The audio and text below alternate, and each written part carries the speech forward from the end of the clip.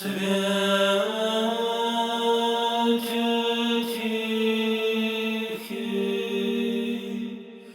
Simple Path to God, discovering the way back to authentic faith. Father Spiridon Bailey is a priest of the Diocese of Great Britain and Western Europe of the Russian Orthodox Church outside of Russia, serving in England and Ireland. On this video podcast, he applies the teaching of the Church Fathers to modern life with reference to the Sunday Gospels. Here now is Father Spiridon. Our Sunday Gospel reading presented to us the 10th chapter of the Gospel of St. Luke.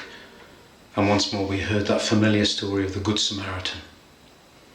And when we hear this story, we should ask ourselves, what is it that prevents the Levite and the priest from going to help the man who lies in the ditch, who has been beaten?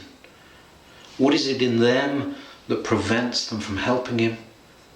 And to what extent do we see this in us, ourselves, in our own hearts? One of the reasons why the priest and the Levite didn't help the man is because he could do nothing for them. He had nothing to offer the Levite and the priest. He was of no worth to them. And so we see here a glimpse into their hearts in the story. Because they are so full of self-love, they fail to love the man in the ditch. Self-love is dangerous. The Church Fathers say it comes in two main forms. First of all, the love of glory, the love of the esteem of others, when others flatter us, when we feel we can boast in our accomplishments, the ego when it runs rampant. But also they say it is in the love of the body. Not simply a kind of vanity, although vanity plays its part, but love of the body and psyche, a constant desire to fulfill its needs, its wants, pamper the body and the mind, pamper ourselves, seek constant new experiences, give in to all our impulses and desires and wishes. Church Fathers say, if we find ourselves tempted to dress excessively or even decorate our homes to excess, it may be a sign to us of this self-love at work in us. And of course today there are Orthodox elders who say even the love of motor cars and expensive automobiles can be an expression of this. So how do we combat this? Well, we bring to mind our own sin, and we live with the reality of God's forgiveness and love for us, remembering that our worth, our value is to be found in the image of God. We are created in the image of God. This is where our value is to be found, in God Himself. And so too, we must see this value and worth in other people. If we begin to fall into this form of self-love, it's very easy to treat other people as a means to our fulfillment, begin to objectify them, make them objects that are a means to our ends. Whether it be financial security, sexual desire, even boredom, a desire for entertainment or friendship. We must be careful not to treat other people as a means to our fulfillment. Because this is what the Levite and the priest who walked on by were doing. The man had nothing to offer them. How do we react when people around us can give us nothing? Do we still show interest and empathy for their needs? When we begin to objectify people in this way, we no longer engage with the truth of the person, but we are on a surface level. We begin to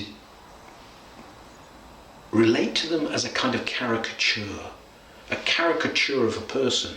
And this can become a barrier between ourselves and them. We are no longer engaged with the reality of the person.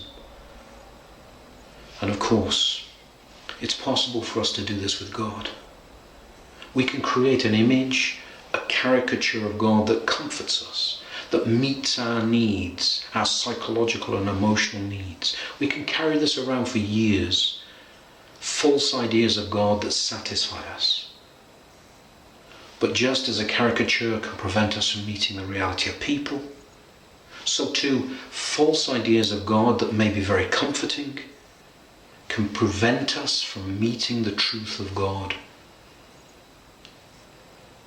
God is not there just simply to fulfill us and meet our needs. When we meet the truth of God, it can be painful, difficult. God challenges us. God demands of us to change, to repent, to become more Christ-like. This can be very uncomfortable. And so some people will withdraw, pull back, run away, fall into old ideas of what they like to think of God. But orthodoxy is more than simply intellectual ideas, games. Orthodoxy is the living experience of God in our lives, meeting God himself, the truth of God. So we must test our ideas and thoughts of God against the words in our services, the Holy Scriptures, tradition, the words of the saints and the Holy Fathers. And to love God with all our heart, our strength and our mind and our strength, when we love God with our mind, we are willing to humble our thoughts. We are willing to lay down our thoughts before God, recognizing when we need to change. If our thoughts are false, then we need to cast them off. To love God is to be willing to change. When we treat other people as truly children created in the image of God, we no longer treat them as a means to our end, and we no longer desire God simply to meet our needs, but we give ourselves to him in that willingness to be changed.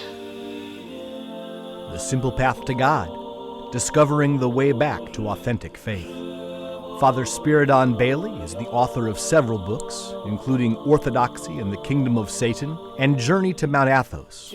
You can email Father Spiridon at simplepath@ancientfaith.com. That's simplepath@ancientfaith.com. This has been a listener-supported presentation of Ancient Faith Radio.